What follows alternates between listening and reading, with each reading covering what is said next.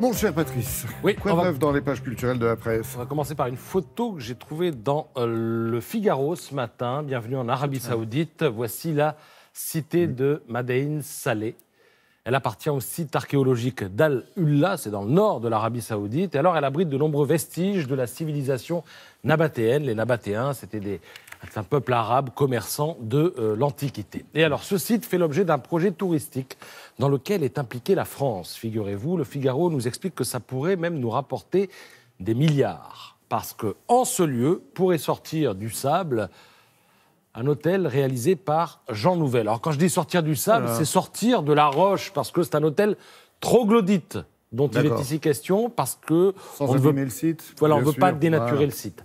Et alors, il y aurait donc cet hôtel, il y aurait des musées, et l'idée, c'est d'attirer le tourisme haut de gamme. Il y a 93 tombeaux nabatéens sur ce site, et c'est le témoignage d'un passé pré-islamiste que le pays a longtemps nié.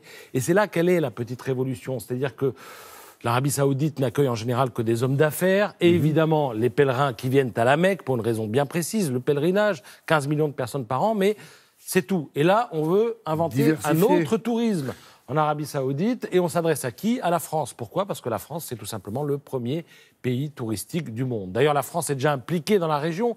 Le Louvre Abu Dhabi, c'est grâce à la France.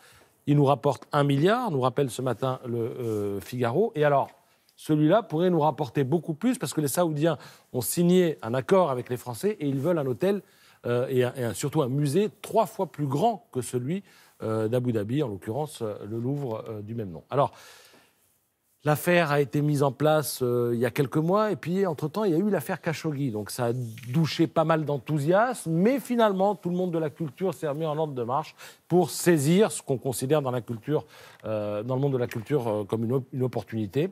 Et entre septembre 2018 et janvier 2019, il y a eu toute une série de manifestations culturelles dont on n'a pas finalement tellement parlé, on n'en a pas tellement eu vent. Mais Jean-Michel Jarre est allé sur place, le pianiste, premier pianiste du monde qui était sur ce plateau hier, Lang Lang, est allé également sur place, Andrea Bocelli, Renaud Capuçon. Ils se sont produits à Ulla dans des conditions, paraît-il, féeriques. Et les présidents du domaine de Fontainebleau et de Chambord ont aussi visité les lieux. Donc là, c'est bien engagé et bon, on verra ce que ça donnera à terme. Plus qu'à raffinité. Mais voilà, ça pourrait rapporter des milliards.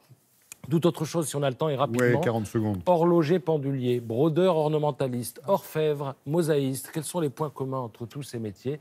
Ce sont des métiers d'art qui auraient pu disparaître, mais qui n'ont pas disparu. Ce sont des métiers d'art et des métiers rares. Et aujourd'hui, jusqu'à dimanche prochain, eh bien, vous pouvez découvrir ces professions dans le cadre de la 13e édition des Journées européennes des métiers d'art. Vous avez tout un tas de papiers sur le sujet ce matin dans La Croix et aussi dans Le Parisien. Voilà. Merci beaucoup, Patrick.